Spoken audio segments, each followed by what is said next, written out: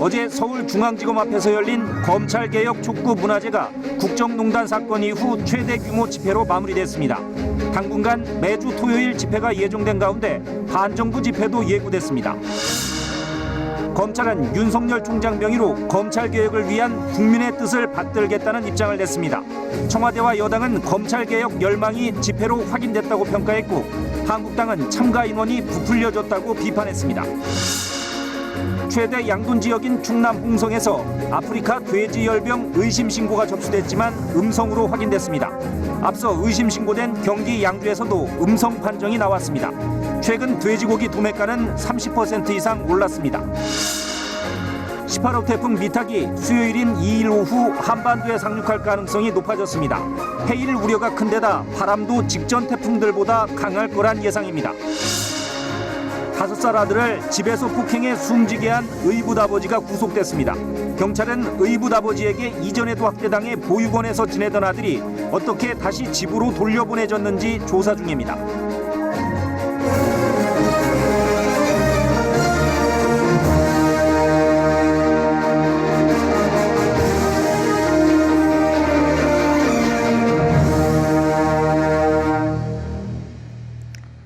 여러분 안녕하십니까? 일요일 밤 9시 뉴스입니다. 오늘 우리 사회를 뜨겁게 달군 화두는 역시 어제 열린 대규모 검찰개혁 촉구 집회였습니다. 1km 이상 거리를 가득 메운 촛불의 물결이 3년 만에 처음 다시 등장했습니다. 참여 인원에 대한 논란은 있지만 국정농단 규탄 집회 이후 최대 규모인 것만은 분명해 보입니다. 중요한 건 이를 통해 드러난 민심입니다. 검찰에 대한 불신, 검찰개혁에 대한 국민의 요구가 분출되고 있다는 평가가 나옵니다. 첫 소식 유호윤 기자입니다. 오후 3시 대검찰청과 서울중앙지검 사이 8차로 도로 한편에 무대가 차려집니다. 그리고 1시간쯤 뒤 참가자들이 늘면서 150m 남짓 도로 한쪽 방향을 채웁니다. 오후 5시 서초역에서 인파가 쏟아지자 경찰은 막아놓은 바리케이트를 치웁니다.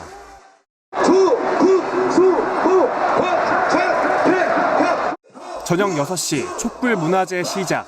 서초역 사거리는 시위대로 가득 찼고 교대역 사거리 방향으로도 시위대의 촛불이 넘실거렸습니다.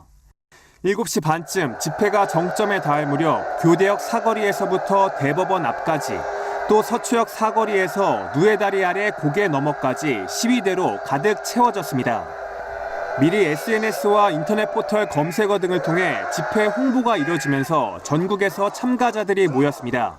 전주에서 지금 5시간 걸려가지고 지금 올라왔고, 아이들이 더 살기 좋은 세상을 만들기 위해서 힘을 보태려고 나왔습니다. 참가자들은 조국 장관 수사팀이 위치한 서울중앙지검 건물을 바라보며 검찰에 대한 뿌리 깊은 불신을 드러냈습니다. 수사 내용을 사전에 유출해서 말도 안 되는 논두렁 시계 얘기하면서 노무현 대통령을 죽음에 이르게 했습니다. 그러면서 이번 조 장관 수사 역시 검찰의 개혁을 막기 위한 정치적인 수사라고 주장했습니다. 현재 검찰이 정치 활동을 하고 있다고 생각하십니까? 전 100% 정치 활동을 하고 있다고 생각합니다. 참가자들은 이번 기회에 반드시 비대한 검찰 권한을 줄이는 개혁을 이뤄내야 한다고 목소리를 높였습니다. 검찰개혁, 사법개혁이야말로 진정한 개혁, 민주주의로 나아가는 출발점이다.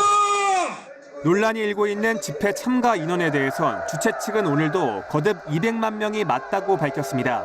KBS 뉴스 유호윤입니다. 이 같은 검찰개혁 집회는 앞으로 매주 토요일마다 검찰청사 앞에서 열릴 예정입니다. 주중에 정 교수에 대한 소환 조사가 이루어지면 다음 집회는 규모가 더 커질 가능성이 높습니다. 반면 야당과 보수단체들은 다음 달 3일 개천절에 대규모 반정부 집회를 예고하고 있습니다. 장외 세대결 양상으로 번질 조짐을 보이고 있습니다. 허효진 기자가 보도합니다. 집회 막바지 대검찰청 벽면에 조국 장관의 얼굴이 나타납니다. 조국 수호, 정치검찰 나가라는 구호도 벽에 띄웠습니다. 집회 참가자들은 환호하고 이 장면을 휴대전화로 촬영합니다. 여론몰이식으로 하는 게 너무 불공평하다는 생각에 나왔습니다. 주최 측은 이번 집회에 200만 명 이상이 모였다고 주장합니다. 당초 예상한 인원은 10만 명 정도, 20배가 넘는 인원입니다. 검찰 개혁이 그만큼 시급하다라는 거, 진짜 개혁해야 할 대상이라고 느낀 거, 3년 전에 그 기분 똑같이 느낀 거예요. 국정농단 이상으로 심각한 거. 참가 인원이 많아서 안전 문제로 예정된 행진도 취소했습니다. 검찰 개혁을 바라는 국민적 열망을 확인한 만큼 매주 토요일마다 집회를 이어나갈 예정입니다. 어제 검찰 개혁 촉구 시위대에 둘러싸여 진행된 조국 장관 사퇴 촉구 집회. 법무부 장관으로서 책임 있는 행동을 보여주십시오. 그리고 정정당당하게 검찰 조사를 받아주십시오. 조국 장관 반대 진영은 개천절인 다음 달 3일을 집결 기점으로 삼고 있습니다. 서울 대학로에선 조국 장관 사퇴를 주장하는 전국 대학생 연합 촛불 집회가 열릴 예정이고 홍준표 전 한국당 대표 등 야당 인사들도 SNS를 통해 다음 달 3일 광화문 집회 참가를 촉구하고 나섰습니다. 이번 주 중 조 장관 배우자에 대한 검찰 소환과 신병 처리가 이루어질 경우 이 같은 새 대결은 더욱 격화될 것으로 보입니다. KBS 뉴스 하유진입니다. 시민들의 검찰개혁 요구가 분출되면서 조국 장관 관련 수사도 변수가 생긴 게 아니냐 이런 분석도 있는데요. 검찰도 다소 당황하는 분위기가 읽힙니다. 윤석열 검찰총장이 단 하루 만에 공식 입장을 내놨습니다. 자세히 알아보겠습니다. 서울중앙지검 연결합니다. 방준원 기자, 어제 촛불 집회에 대한 검찰 공식 입장이 나왔죠? 네, 검찰은 윤석열 검찰총장 명의로 공식 입장을 냈습니다. 요지는 어제 집회 참가자들의 핵심 요구인 검찰 개혁에 반대하지 않는다는 겁니다. 윤 총장은 검찰 개혁을 위한 국민의 뜻과 국회의 결정을 충실히 받들고 그 실현을 위해 최선을 다하겠다고 밝혔습니다. 다만 검찰 관계자는 조국 법무부 장관 수사와 검찰 개혁은 별개라는 점을 분명히 했습니다.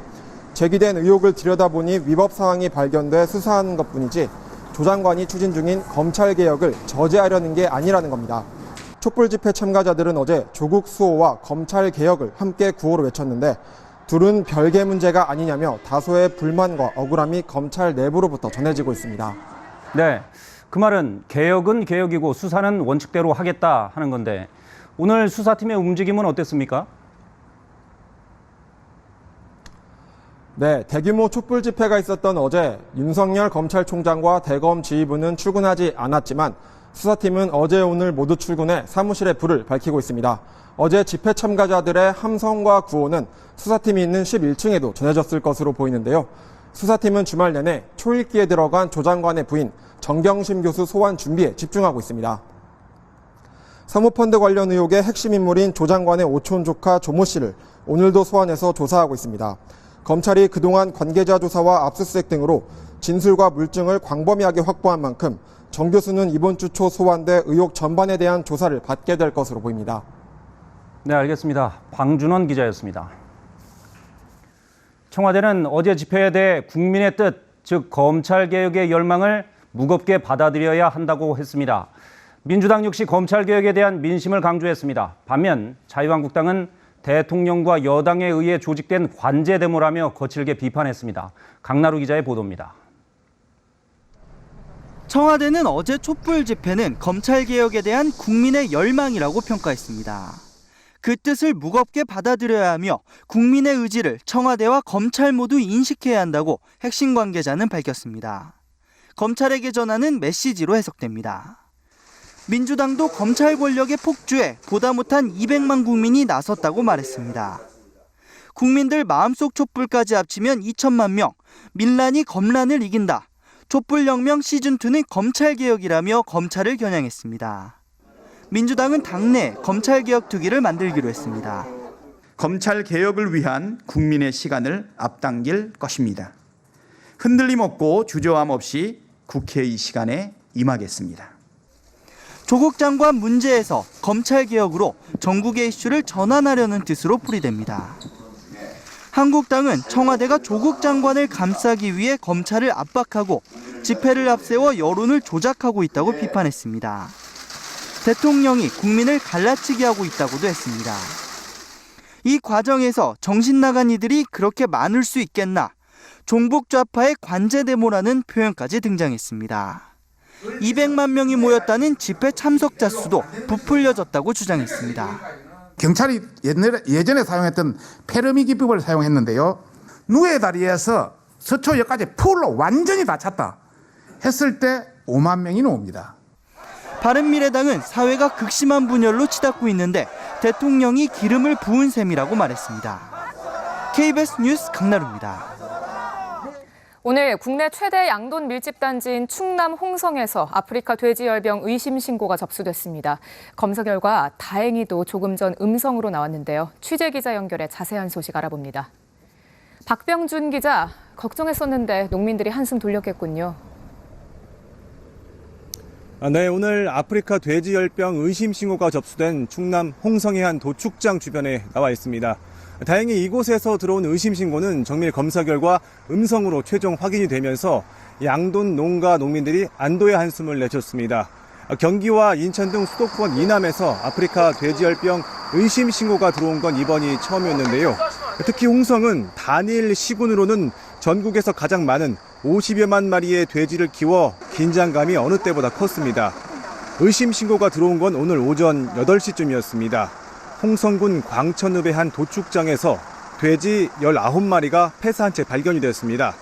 폐사한 돼지는 이 도축장에서 6km 떨어진 농가에서 어제 출하했던 88마리 중 일부였습니다. 현장에서 검사관이 폐사체를 부검한 결과 일부 개체에서 청색증 같은 의심 증상이 확인됐는데요. 정밀 검사 결과는 음성으로 최종 판정됐습니다. 아프리카 돼지열병이 아니라 질식이 폐사 원인으로 추정이 되고 있습니다. 방역당국은 어제 이동 제한이 풀리면서 돼지들이 한꺼번에 도축장에 몰렸는데 이 때문에 계류장이 가득 차면서 돼지들이 질식사한 것으로 보고 있습니다. 정확한 폐사 원인은 별도의 병성 감정을 통해 밝힐 예정입니다. 일단 음성으로 한시름을 놨지만 충남은 발생 지역인 경기와 인천 또 강원도와 인접하고 있어서 돼지뿐만 아니라 소의 유출입까지 막는 최고 수준의 방역을 이어나갈 방침입니다. 네, 박병준 기자였습니다. 앞서 보신 것처럼 이 충남 홍성의 의심 신고는 다행히 음성으로 나왔습니다만 충남에서 신고가 접수되자 방역당국은 그야말로 초비상 상태였습니다. 우리나라 최대의 돼지 사육 지역인 충남이 뚫리면 내륙 전체로 빠르게 번질 수 있기 때문입니다. 보도에 오수호 기자입니다. 농식품부는 닷새 전 중점 방역 지역을 경기 북부 일부에서 인천, 강원까지 확대했습니다. 아프리카 돼지 열병을 최소한 이 지역 안으로는 막겠다는 강한 의지를 보인 겁니다. 만약 충남까지 병이 확산하면 북부 저지선이 뚫리고 맙니다. 이럴 경우 인접한 전북과 충북을 거쳐 자칫 제주를 제외한 내륙 전체로 번질 수도 있습니다. 더구나 충남은 우리나라 최대 돼지 사육 지역으로 연결된 농장과 축산 농민, 차량이 많아 전파 속도나 파급력이 더 큽니다. 여러 군데하고 서로 교류가 많이 있었습니다. 종돈도 그렇고 사람도 그렇고 사료도 그렇고 전국적인 양돈, 모든 양돈들이 다 영향권 안에. 농가 피해 규모도 전과는 비교가 안 될 정도로 불어날 수 있습니다. 이미 발병한 경기 인천의 사육돼지는 전체의 17%에 불과하지만 충남까지 합치면 38%로 훌쩍 커집니다. 여기에 전국 4위인 전북과 7위인 충북까지 확산되면 영향을 받는 돼지 규모는 절반을 넘습니다. 비축 물량 때문에 당장 큰 영향을 받지 않고 있는 돼지고기 값이 급등할 가능성도 큽니다. 예방적 살처분이나 이런 것들이 들어가잖아요. 이동 제한이나 이런 게 걸리면 유통이나 이쪽에서도 그 정상적인 수급이 이제 안 이루어지게 되니까. 충남 도축장에서 의심 신고를 접수한 정부는 한때 전국 도축장에 작업 중지를 요청할 정도로 방역에 안간힘을 쏟았습니다. KBS 뉴스 오수호입니다. 앞서 4번의 의심 신고가 들어왔던 경기 양주도 음성 판정을 받았습니다. 하지만 긴장을 늦출 수 없습니다. 며칠 후 한반도에 상륙하는 제18호 태풍 미탁 때문인데요. 정부는 방역이 뚫리지 않도록 만반의 대비를 해줄 것을 당부했습니다. 김수영 기자의 보도입니다. 어제 경기 양주시에서 의심 신고를 한 농장은 아프리카 돼지열병이 아닌 것으로 확인됐습니다. 농림축산식품부는 양주의 한 양돈 농장을 정밀 조사한 결과 음성이 나왔다고 밝혔습니다. 경기 양주시에서는 26일부터 어제까지 의심 신고가 4번 들어왔는데 결과는 모두 음성이었습니다. 현재까지 확진 농장은 경기도 파주와 연천, 김포, 인천 강화 등 모두 9곳입니다. 지난 27일 인천 강화군 확진 판정 이후 추가 확진 소식은 없는 셈입니다. 추가 확산을 막기 위한 매몰 처분도 진행 중입니다. 현재 매몰 처분 대상 돼지 중 절반가량인 5만 6천여 마리는 매몰 처분이 완료됐습니다. 문제는 18호 태풍 미탁입니다. 미탁은 다음 달 2일에 호남 해안에 상륙한 뒤 한반도를 서에서 동으로 가로지르며 통과할 것으로 보입니다. 이 과정에서 애써 뿌려둔 소독제가 빗물에 씻겨 나가거나 발라놓은 생석회가 고스란히 쓸려갈 수 있습니다. 태풍을 감안한 현장 관리와 매몰지 관리 계획이 필요합니다. 전국 지자체에서는 태풍 이후 필요한 생석회 제거도 확보해 주시기 바랍니다. 이낙연 국무총리는 해상 접촉으로 아프리카 돼지열병 바이러스가 유입될 가능성에 대해 철저히 대비해달라고 당부했습니다. 전국의 이동 중지 명령이 풀리면서 어제 전국 13개 도매시장 중 2곳에서만 경매가 진행됐습니다. 돼지고기 도매 가격은 1kg당 5,657원으로 지난 26일보다 30% 넘게 올랐습니다. KBS 뉴스 김성입니다. 네, 앞서 보도에서 잠시 언급됐습니다마는 태풍이 또 올라오고 있습니다. 어제 발생한 18호 태풍 미탁이 수요일인 2일 밤에 한반도에 상륙할 가능성이 큰 것으로 예측됐습니다. 재난방송센터를 연결합니다. 김성환 기자, 예상 진로가 한반도에 상륙하는 걸로 바뀌었다고요? 네, 상륙할 것으로 보입니다. 위성 영상을 보면 필리핀 동쪽 해상에 18호 태풍 미탁이 보입니다. 소형이지만 열대 해상에서 에너지를 모아 중형급의 강한 태풍으로 발달하겠습니다. 이 태풍은 타이완과 중국 남동부 해안을 스치듯 지난 뒤 수요일에 한반도로 바짝 다가섭니다. 수요일 밤에 호남 해안에 상륙한 뒤 한반도를 서에서 동으로 가로지르며 통과할 것으로 기상청은 예측했습니다.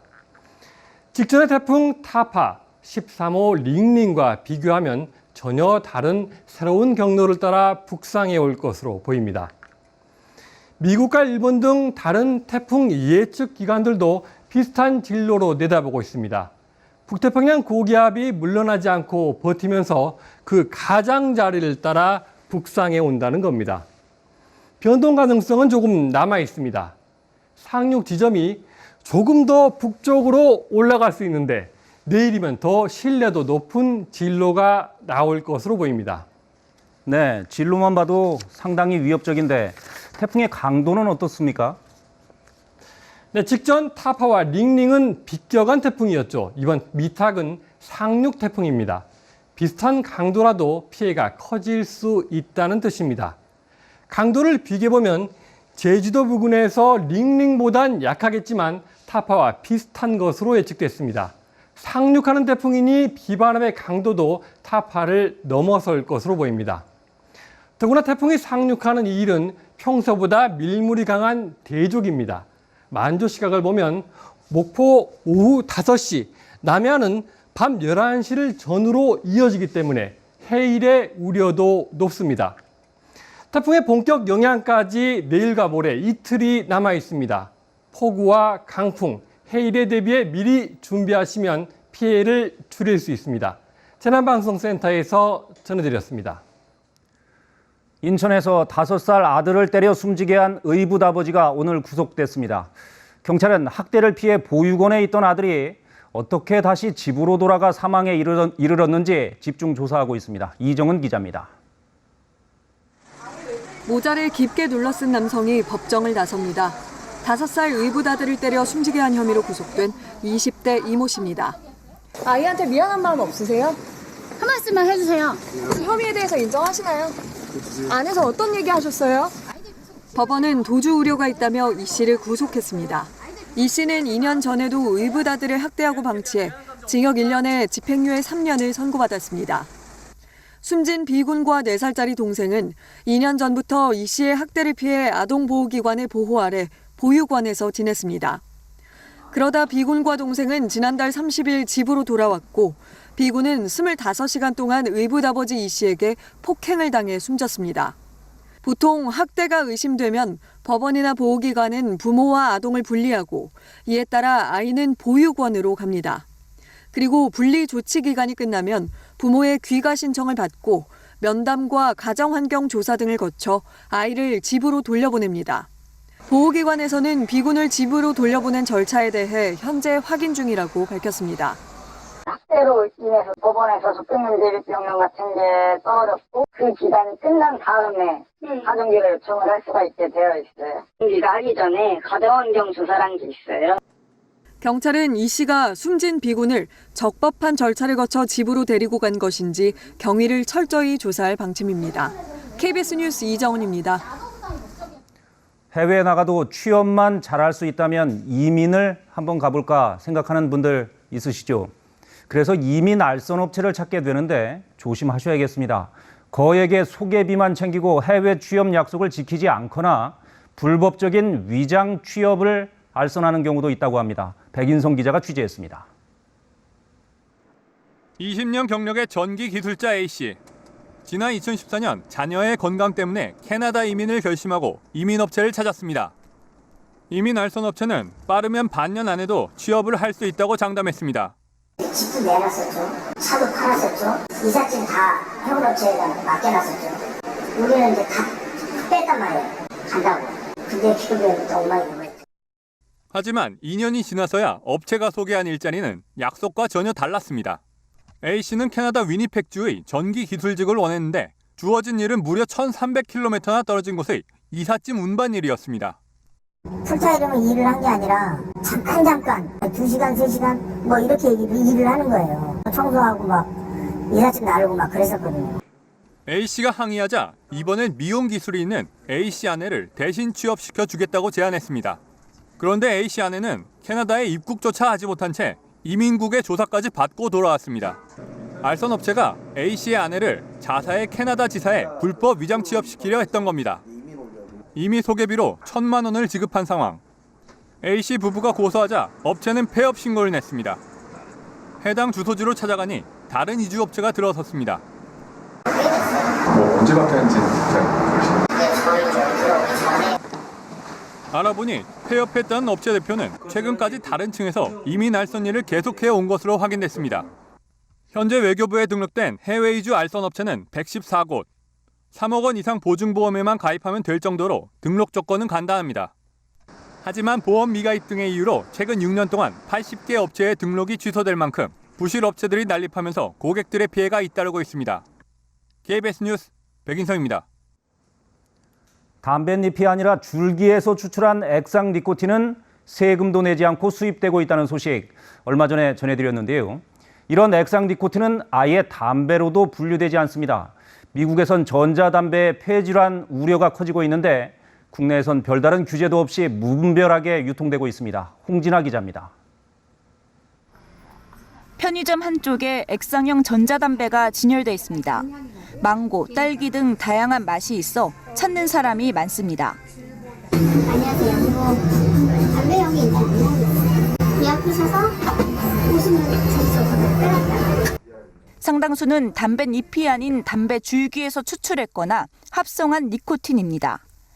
사용자에겐 담배나 똑같지만 현행 법으론 담배가 아닌 화학 물질로 분류됩니다. 담배는 맞는데 법적으로는 니코틴 들어있는 어떤 기호식품 그런 거. 대부분 제품은 영업 허가도 없이 팔립니다.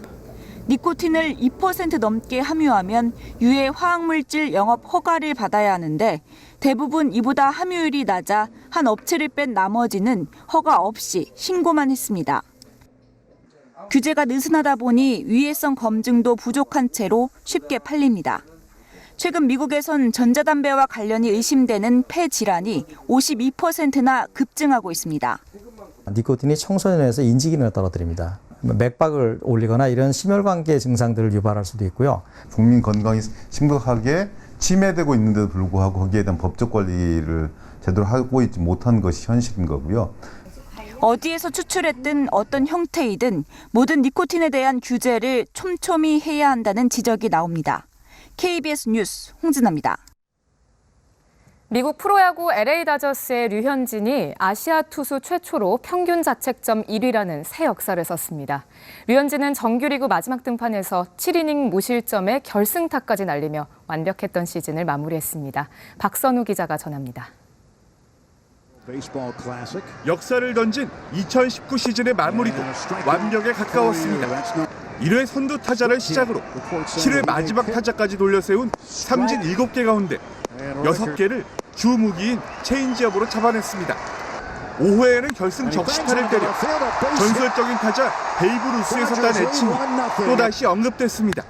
Babe Ryu does it again. It's been a fantastic season here late in the season, showing off the thunder with the bat. 류현진은 정규리그 최종전 7이닝 무실점 호투로 개인 최다 타이인 시즌 14승째를 따냈습니다.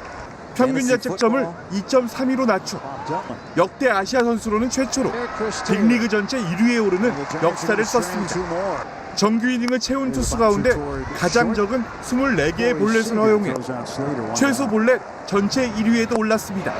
방어율은 좀 신경 써서 던졌던 것 같고 결승점이 돼가지고 기쁨이 2배가 되는 것 같아요.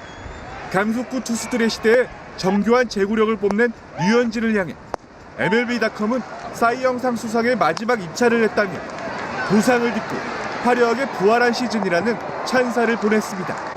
전혀 못했죠. 이런 시즌을 보낸 것도 어떻게 보면 정말 대단한 것 같고 올스타전 선발 등판과 빅리그 첫 홈런까지 최고의 한 해를 보낸 류현진. 다음 달 막을 올리는 가을 야구에서 생애 첫 월드시리즈 우승을 향한 에이스의 도전을 이어갑니다. KBS 뉴스 박선우입니다. 주차할 때 후진하다가 사고를 내거나 낼 뻔했던 경험 한 번쯤 있으시죠? 보험 처리된 교통사고 7건 중 1건은 이렇게 후진을 하다 난다고 합니다. 이 후진 사고 가능성을 막을 수 있는 장치가 도입되고 있는데 실험 결과 사고 예방 효과가 높은 것으로 나타났습니다. 서영민 기자입니다. 주차장에서 후진하던 차가 행인을 들이받습니다. 상가거리에서 천천히 뒤로 가던 차가 노인을 그대로 칩니다. 주정차 전후로 일어나는 교통사고. 전체 보험 처리 교통사고의 30%를 차지하고 이 가운데 절반 이상이 후진사고입니다. 후진할 때 조심한다곤 하지만 사고 7건 가운데 1건이 천천히 뒤로 가다 일어나는 겁니다. 골목 주차가 많은 등 주차 공간이 협소한 편입니다. 그래서 후진 주차할 때 이 협소한 공간에 들어가다 보면 사고를 일으키기가 십상입니다. 이런 사고 막는 장치가 우리나라엔 올해부터 본격적으로 도입됐습니다. 천천히 후진할 때 장애물이 나타나면 멈추는 후진 자동 비상 제동 장치입니다. 옆차 때문에 사각지대가 있어도 후진을 하려는데 접근하는 차가 있으면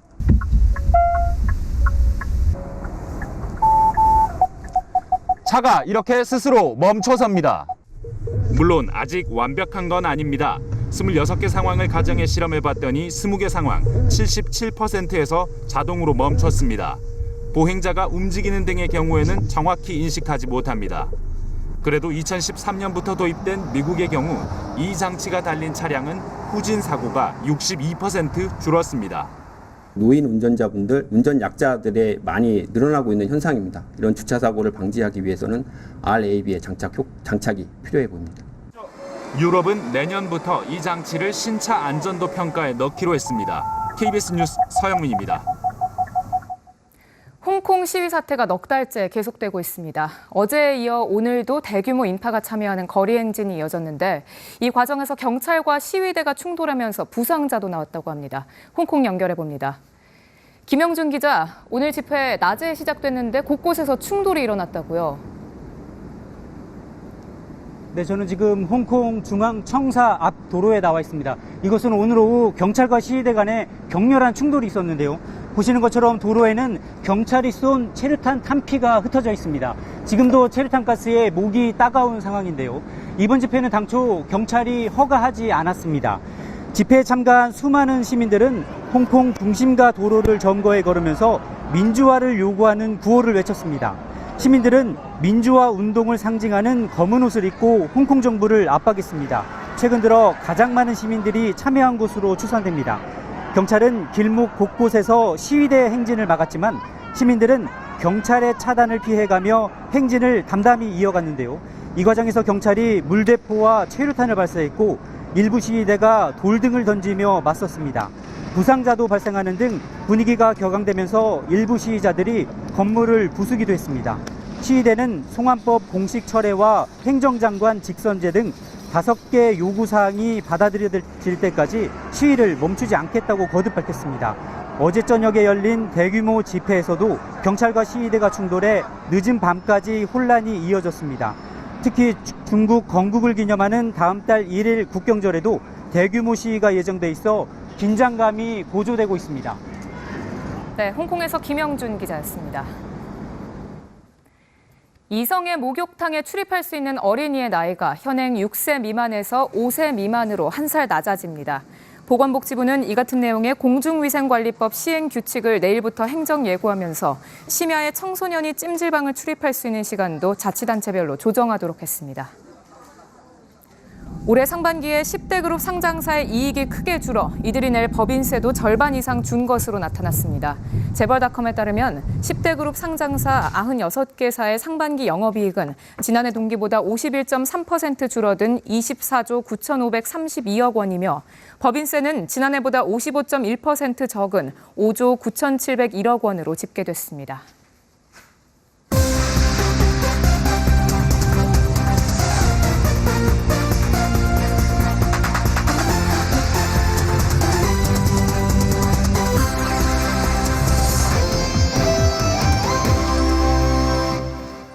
주말 스포츠 뉴스입니다. 프로야구에서 두산이 이영하의 호투로 LG를 이겼는데요.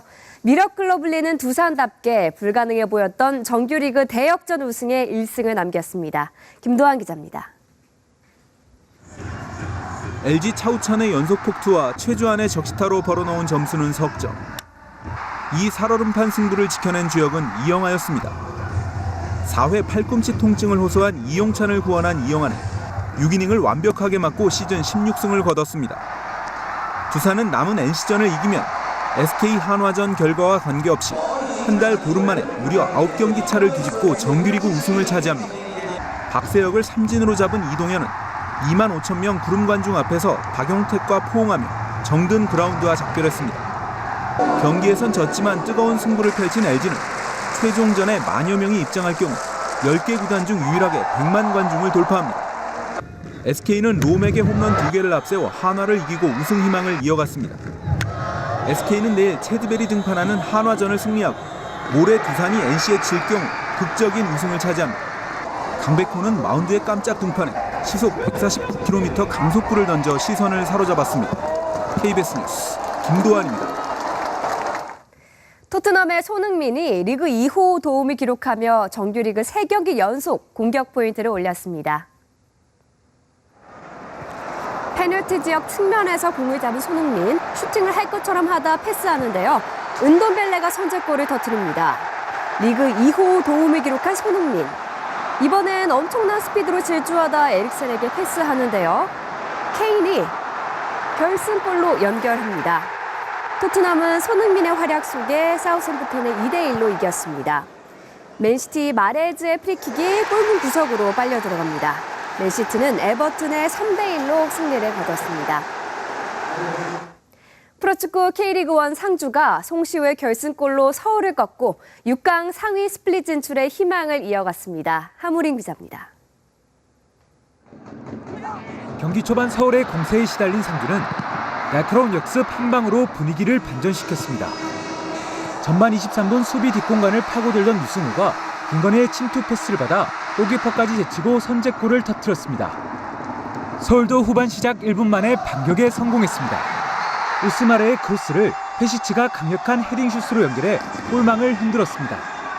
그러나 후반 42분 상주 류승우가 수비 뒷공간으로 절묘한 패스를 했고 송시우가 침착하게 결승골로 마무리했습니다. 2대1로 이긴 상주는 6위 포항의 승점 2점 차 7위에 올라 상위 스플릿 진출 경쟁을 이어갔습니다. 팀의 승리를 안겨줄 수 있는 골이라서 더 뜻깊었던 것 같고 남은 경기도 이렇게 팀의 보탬이 될 수 있도록 하고 싶어요. 인천은 강원에 2대0으로 뒤진 후반전 마하지와 무고사의 연속골로 2대2 무승부를 거뒀습니다. 승점 1점을 추가한 인천은 포항에 1대0으로 진 경남을 제치고 10위로 올라섰습니다. KBS 뉴스 하무림입니다. 도하 세계 육상 선수권 남자 100m에서 미국의 콜먼이 9초 76으로 우승했습니다. 세계 최고의 스프린터들이 총성과 함께 출발합니다. 초반부터 선두주자는 콜먼이죠. 전력 질주를 하더니 결국 가장 먼저 결승선을 통과합니다. 기록은 9초 76. 2009년 볼트의 9초 58에 이어 세계선수권 결승에서 나온 역대 두 번째로 좋은 기록입니다. 킹콩조로 불리는 김소영 공이용조가 이소희 신승찬조의 2대1 역전승을 거두고 코리아 오픈 여자 복식 정상에 올랐습니다. 올해만 4번째 국제대회 우승을 차지한 이들은 세대 교체 진통을 겪은 한국 배드민턴의 희망으로 떠올랐습니다. 대구 경북 오픈 4라운드 16번 홀. 갤러리 사이에서 카메라 셔터 소리가 들리자 드라이버를 놓친 김비호가 손가락 욕설을 합니다. 김비호는 이번 대회 우승을 차지했지만 관중에 대한 모독 행위로 내일 징계위원회에 회부됩니다. 닷새 앞으로 다가온 역사적인 100회 전국체전 성화가 서울에 입성했는데요. 육상세법 양예빈 선수가 성화 주자로 나와 눈길을 끌었습니다. 김기범 기자입니다. 1920년 작은 야구 경기로 시작해 올해 100회째 서울대회를 맡게 된 전국체전. 올해 체전 성화는 만이산을 비롯해 독도와 마라도, 임진각에서 체화돼 특별한 의미를 더했습니다. 이 4곳에서 체화된 성화가 서울광장에 모였습니다. 역사와 희망, 평화와 안녕을 상징하는 전국체전의 불꽃이 하나가 되는 순간이었습니다. 떠오르는 육상샛별 양예빈은 마라도에서 체화된 성화 주자로 나서 눈길을 끌었습니다. 100회 체육대회 때 성화봉송이 돼서 되게 뜻깊은 것 같고 내년에는 전국체전에서 더 열심히 해서 찾아뵙겠습니다. 합화된 성화는 서울 곳곳을 돌다 4일 개막식이 열리는 잠실 주경기장에 입성합니다. 100회를 기념해 수도 서울에서 열리는 전국체전에 시민들의 기대감도 큽니다. 서울에서 열리니까 더 관심 갖게 됐고 더 자주 열심히 구경을 가려고 합니다. 이번 대회는 국가대표급 선수들이 대거 출전해 내년 도쿄올림픽을 앞두고 기량을 점검할 예정입니다. KBS 뉴스 김기범입니다.